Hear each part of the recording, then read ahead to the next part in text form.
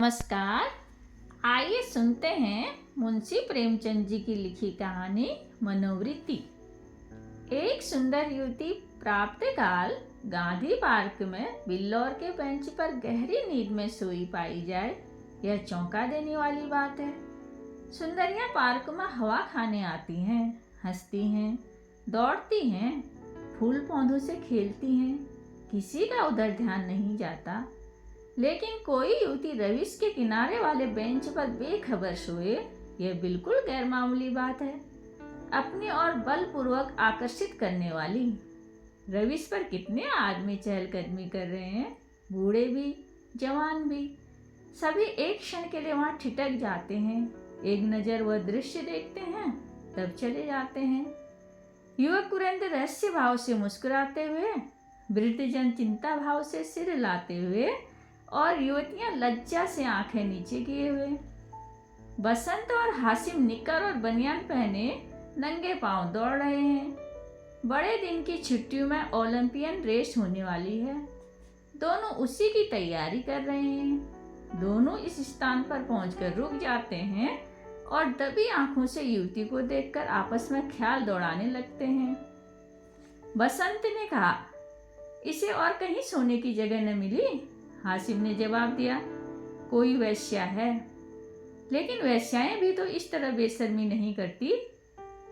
वेश्या अगर बेशर्म न हो तो वेश्या नहीं। बहुत सी ऐसी बातें हैं जिसमें कुलवधू और वेश्या दोनों एक व्यवहार करती हैं। कोई वेश्या मामूली तौर पर सड़क पर सोना नहीं चाहती। रूप छवि दिखाने का नया आर्ट है। आर्ट का सबसे सुंदर रूप छिपावा है, दिखावा नहीं। वेश्या इस रहस्य को खूब समझती है। इसका छिपावा केवल आकर्षण बढ़ाने के लिए है। हो सकता है, मगर केवल यहाँ सो जाना यह प्रमाणित नहीं करता कि यह वेश्या है। इसकी मांग में सिंदूर है। वेश्या अवसर पड़ने पर सौभाग्यवती बन जाती है। रात भर प्याले के दौर चले होंगे, काम कीड़ाएं हुई होंगी, अवसाद के कारण ठंडक पाकर सो गई होगी। मुझे तो कुलवधू सी लगती है। कुलवधू पार्क में सोने आएगी? हो सकता है घर से रूठ कर आई हो। चलकर पूछ ही क्यों न ले। निरे अहमक हो, बगैर किसी परिचय के आप किसी को जगा कैसे सकते हैं? अजी चलकर परिचय कर लेंगे, उल्टे और एहसान जताएंगे। और जो कहीं झिड़क दे, झिड़कने की कोई बात भी हो, उससे सौजन्यता और सहृदयता में डूबी हुई बातें करेंगे। कोई युवती ऐसी बातें सुनकर चिढ़ नहीं सकती।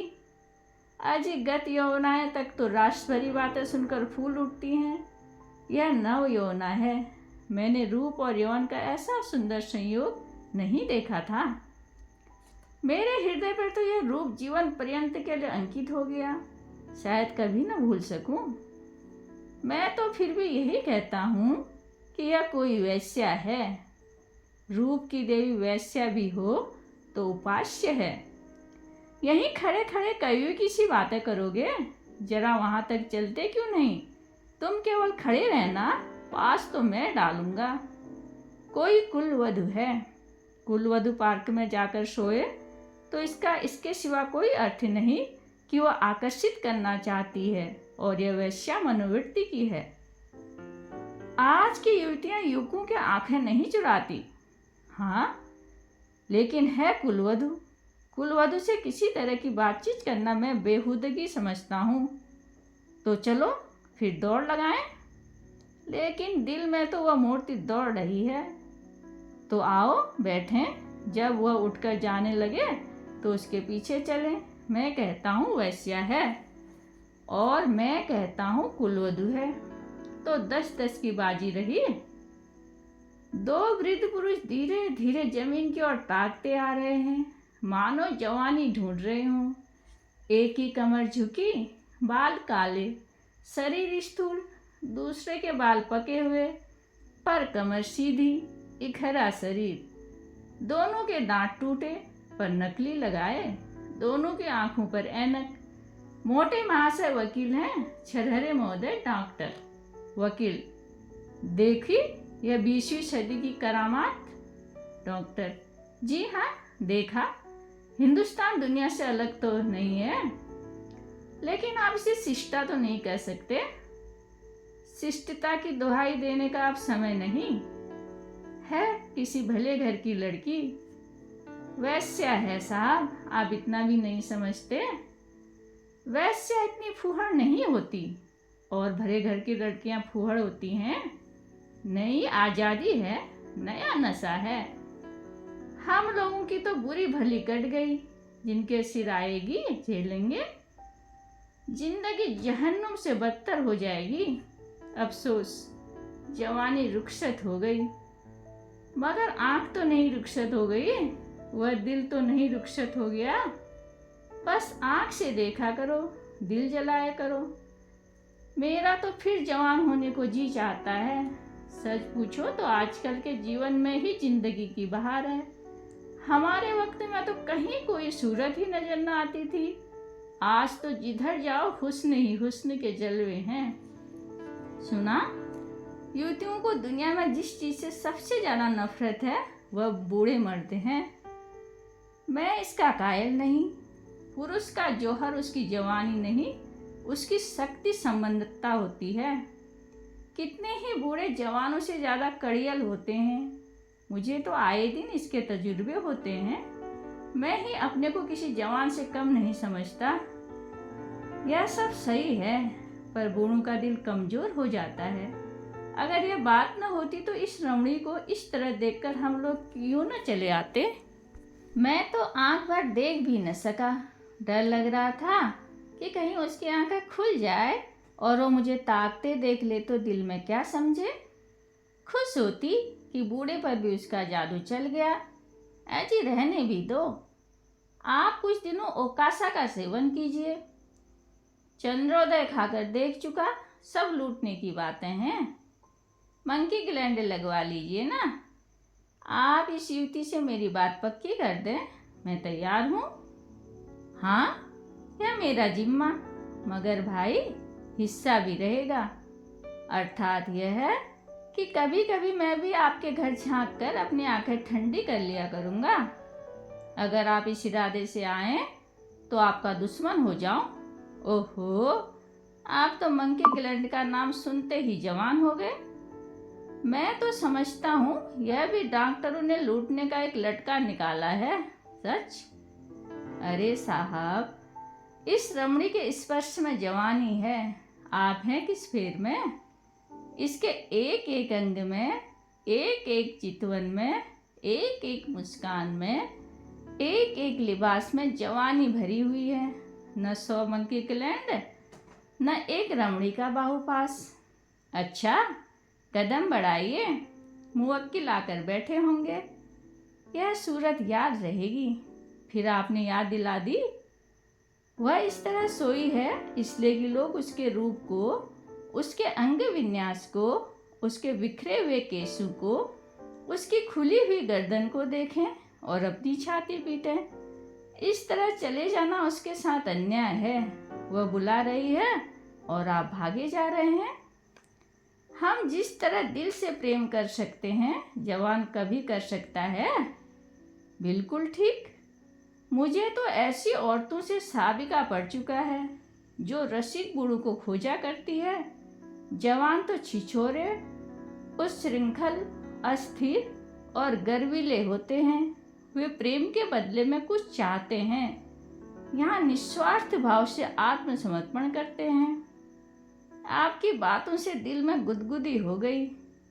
मगर एक बात याद रखिए, कहीं उसका जवान प्रेमी मिल गया तो मिला करें। यहाँ ऐसों से नहीं डरते। आपकी शादी की कुछ बातचीत थी तो? हाँ थी, मगर अपने ही लड़के जब दुश्मनी पर कमर बांधे तो क्या हो। मेरा लड़का यशवंत तो मुझे बंदूक दिखाने लगा। यह जमाने की खूबी है।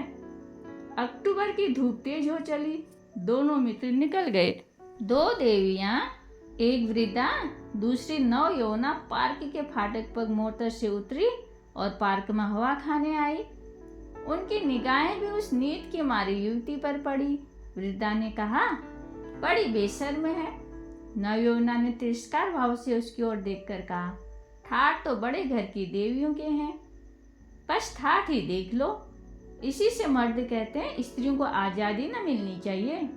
मुझे तो कोई वेश्या मालूम होती है, वेश्या ही सही, पर इसे इतनी बेशर्मी करके स्त्री समाज को लज्जित करने का क्या अधिकार है? कैसे मजे से सो रही है, मानो अपने घर में है। बेहयाई है। मैं पर्दा नहीं चाहती, पुरुषों की गुलामी नहीं चाहती, लेकिन औरतों में जो गौरवशीलता और सलज्जता है उसे नहीं छोड़ना चाहती। मैं किसी युवती को सड़क पर सिगरेट पीते देखती हूँ तो मेरे बदन में आग लग जाती है। उसी तरह आधी छाती का जम्फर भी मुझे नहीं सुहाता। क्या अपने धर्म की लाज छोड़ देने से ही साबित होगा कि हम बहुत फॉरवर्ड हैं? पुरुष अपनी छाती या पीठ खोले तो नहीं घूमते। इसी बात पर बाई जी, जब मैं आपको आड़े हाथों लेती हूँ तो आप बिगड़ने लगती हैं। पुरुष स्वाधीन है, वह दिल में समझता है कि मैं स्वाधीन हूँ, वह स्वाधीनता का स्वांग नहीं भरता। स्त्री अपने दिल में समझती रहती है कि वही स्वाधीन नहीं है, इसलिए वह अपनी स्वाधीनता का ढोंग करती है।